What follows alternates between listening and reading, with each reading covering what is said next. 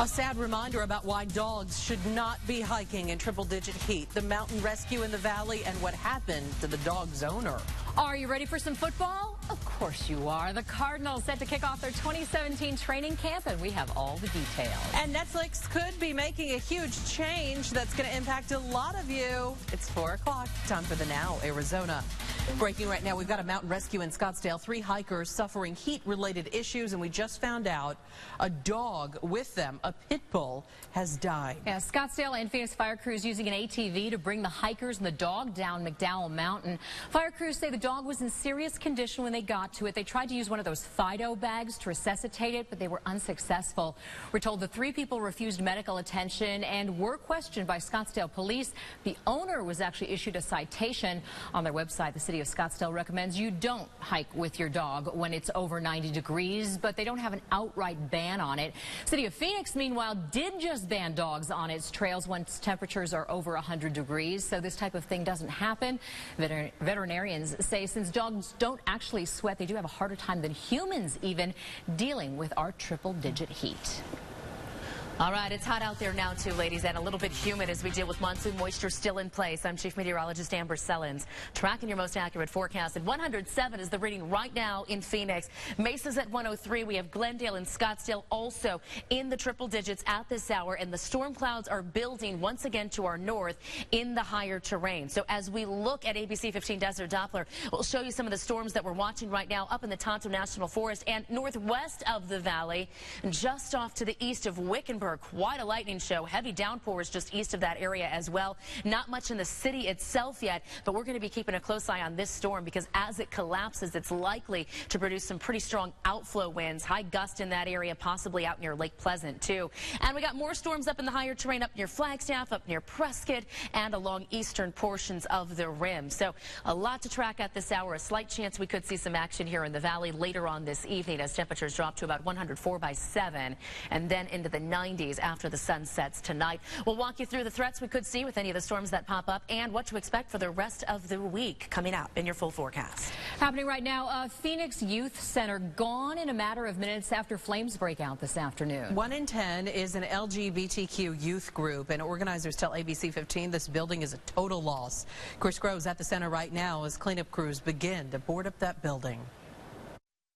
And sadly, this is the scene on the ground right now. I want to show you as crews are kind of working through the damage, cleaning up, boarding up, and kind of collecting whatever they can that's left here after the flames. Now, Phoenix Fire first told us that this fire, these flames, it was suspicious. But after some investigation, they kind of determined that it's actually either electrical or spontaneous combustion. Now, they're going to continue to work out to figure out exactly what caused these flames.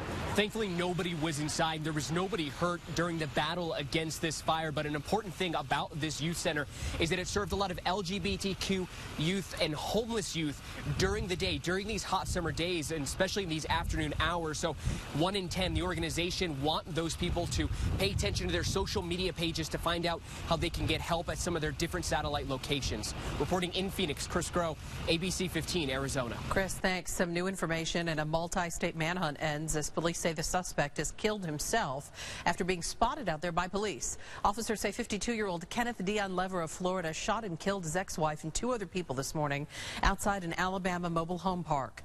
We've learned Lever was ordered to stay away from his ex-wife and their daughter.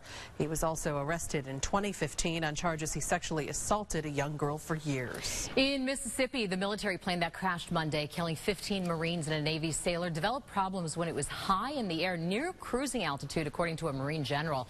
That same general says there is a large debris pattern, including 2 impact areas spread across more than 2 miles, and it will take days for investigators to sort through that wreckage. The plane left from a Marine Corps air station in North Carolina. We know 7 of those on board were headed to pre-deployment training in Yuma. Developing now, a House Democrat just officially announced an article of impeachment against President Trump. Here's a look at the document. Representative Brad Sherman from California is accusing the president of obstructing justice during the federal investigation into Russia's interference in the election.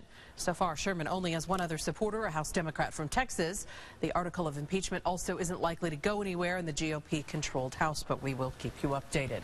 Meantime, President Trump's pick to lead the FBI vowed independence today. The confirmation hearing on Capitol Hill today. The hearing seemed to focus on how he'd deal with controversies surrounding the White House. The nominee, Washington lawyer and former federal prosecutor Chris Wray, said no one has demanded his personal loyalty. You may remember fired FBI Director James Comey said President Trump tried to do that to him. Another former director and now special counsel, Robert Mueller, also casting a long shadow today as his Russia investigation continues to be on everyone's mind in Washington. I'm asking you, as the future FBI director, do you consider this endeavor a witch hunt? I do not consider Director Mueller to be on a witch hunt.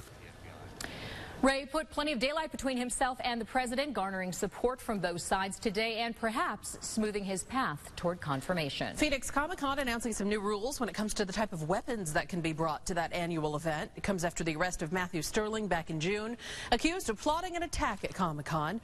Police took him down at the event carrying an arsenal of weapons, including 4 loaded guns. He since pleaded not guilty to several charges, including attempted murder. Now organizers say firearms of any kind won't be allowed, including BB guns, Nerf guns, water guns, toy guns, and any type of replicas. Also not allowed tasers, knives, and swords, and the list goes on. You can find the complete rundown of banned items over on the Phoenix Comic-Con website. Football fans, rejoice. The new season's almost here. We should be wearing our Cardinal red. Today we're learning the Cards will open their 2017 training camp, when they're going to be doing that. Their first practice will be on Saturday, July 22nd at University of Phoenix Stadium. Cards plan to hold a total of 18 open practices between the 22nd of July and August 23rd. Those open practice sessions run from 2 to 4:30 in the afternoon. Admission and parking once again free. The Cards open their regular season September 10th in Detroit. You can find the complete list of training camp sessions posted on abc15.com/sports. This picture of a toddler in agony says it all. His mom's warning for other parents to think twice before you let your kids jump. Oh, we are well into summer break, so we're going to show you the surprising way some kids are spending theirs and maybe inspiring your kids or maybe your grandkids. And we'll tell you about some changes Netflix is considering, because a lot of us are doing something we shouldn't be, and Netflix is ready to crack down. Don't go anywhere. You're watching The Now, Arizona.